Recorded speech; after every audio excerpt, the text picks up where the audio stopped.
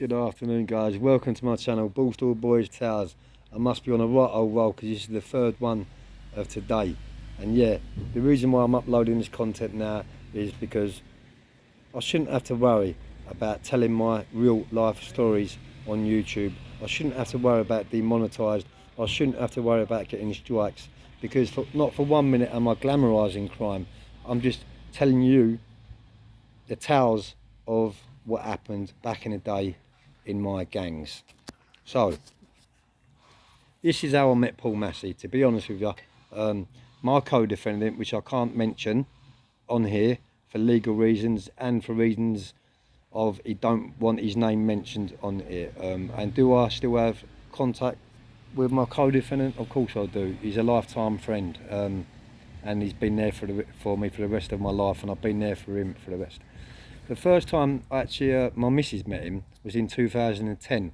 He come round to our place where he was living at the time, and we had a cup of tea and had a chat, and he introduced himself to me missus, and Sam was a little bit took back by him because he's a huge figure. He's 6'5", about 17 stone of muscle, black fella by the way, and yeah, one of your own, but it got a little bit deep with him because what he done is he said to my missus, he said, "Do you really know the man that you're with?" to my missus, and Sam had only just met me then, and she said, "Well, yeah, I do know him because we live together, but I don't really know his past."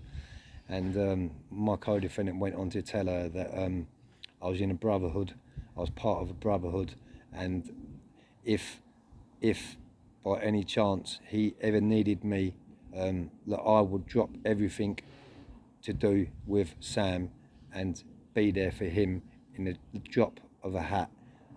He said that I could never ever leave the brotherhood, and we was in it for life. And he also told her that if I ever needed him, that it's vice versa. One phone call, he would drop everything to come up and help me. So that is when Sam first realised that I was pretty connected, and yeah, it was absolutely crazy. And anyway, let's go on to Paul, how I met Paul.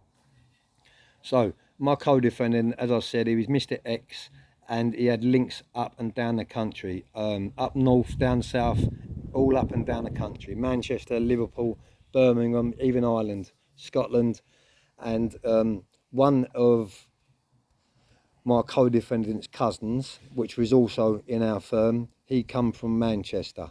And obviously it was that guy that introduced me to Paul Massey, and that was back in the early, very early 90s. I was in my pal's house and Paul walked into the house in Manchester. So yeah, that's when I first met Paul. I think it was probably around 95 or 94, something like that. So that was my connection to Paul Massey. Basically, my co-defendant, his first cousin, was good friends with Paul, and we was all part of the same little clique. So yeah, it just goes to show you guys that, you know,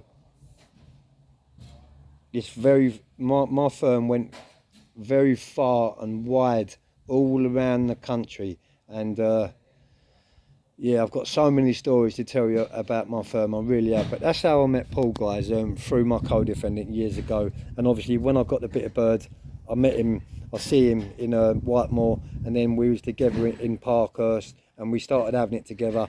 And he was a lovely fella, one of your own, down to earth fella.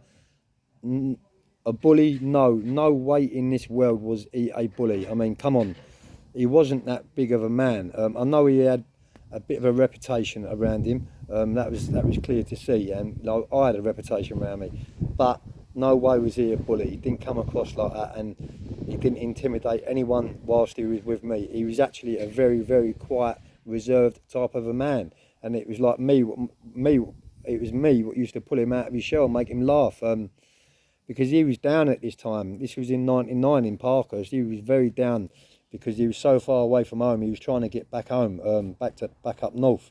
So yeah, he jumped on my food boat, and we had it together for a good few months. And actually, we both planned to go down a seg together. We refused to bang up one night on the landing, and we jumped onto the net in the middle and done a protest, and we got put down the seg, because you get put down the seg when you do a protest.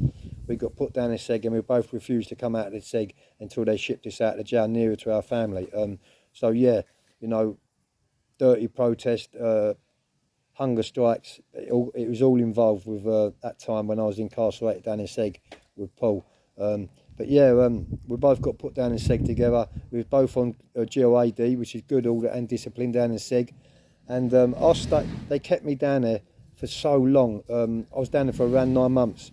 And that's because of previously, which I mentioned on the previous few videos, I chucked a bucket of piss and shit over one of the screws, an SO in the office, what really used to pick on me and bully me and hated me because I was from London. He thought I was cocky, so he soon met his match when I covered him in my own piss and shit.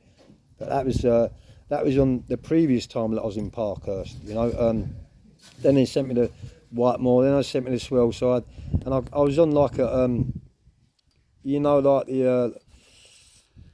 I forget the word. It's on the circuit type of thing. They just put you on the circuit on laydowns. That's it. They put you on a laydown, and you just go from jail to jail to jail to jail to jail. And yeah, but I found that all good. You know, I found that was an easy way for me to get to do my bird, because I didn't want to be in one jail for too long. It was boring in there, and people got too familiar with you. You know, you had idiots coming in your cell asking you for like coffee, tea bags, sugar, milk sachets, and things like that. So I didn't like staying in one jail, and I've been to near on every single jail in the country, guys. But yeah, I hope you're liking this content. From now on, I'm going to be telling you some really hard-hitting stories. So please don't forget to share, subscribe to keep my channel alive. Have a good day, everyone. Peace.